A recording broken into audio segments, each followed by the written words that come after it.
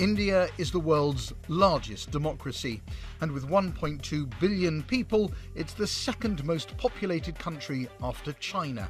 In fact, 17% of the entire global population live here, across more than 3.1 million square kilometres of land. You only have to leave the capital city for a very short time. You get into rural area very quickly. You see these everywhere. It's actually cow dung which is used for fuel. It's drying along the sides of the roads.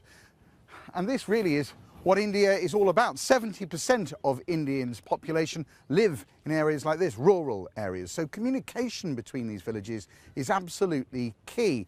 But with 59% of people over the age of 15, in fact, unable to read or write, trying to connect this nation of people with 1,600 different mother tongues is an enormous challenge. There are, in fact, 750 million mobile connections in India, and indeed, for 41% of Indians, the mobile phone is the only way to connect to the internet.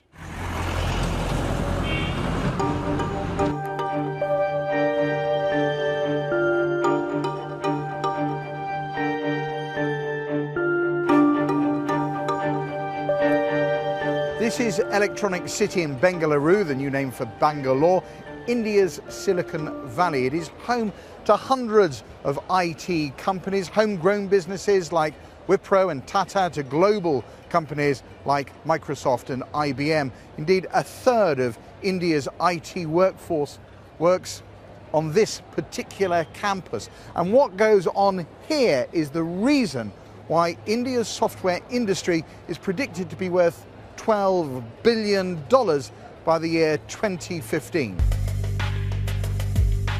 Infosys Technologies was started with just $250 in 1981. 3 decades on, the company has offices in 33 countries, employing 128,000 people. Its founder and chairman, Narayana Murthy, has a personal wealth of $1.6 billion. We came out with the concept of 24-hour workday. We said we will combine the prime time of our customers in the US with our prime time and give our customer a 24-hour workday. We said at 5:30 in the evening, the staff of our customer will send their problems to us through electronic mail. And we will come here bright and early at 7:45 in the morning. We'll start solving those problems, and at our time, 5:30, we will send back the answers. And thereby, when their people are actually sleeping, we would be solving the problem. So when we went back and presented this to our prospects, they couldn't believe this. This is just unbelievable. Therefore, there are lots of innovation in this industry from India. I do believe that cloud computing will become extremely important, and data will be stored in large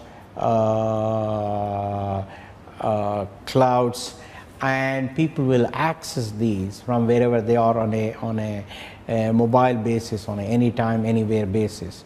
So you will leverage the power of ubiquitous computing, of mobile computing, thanks to cloud computing.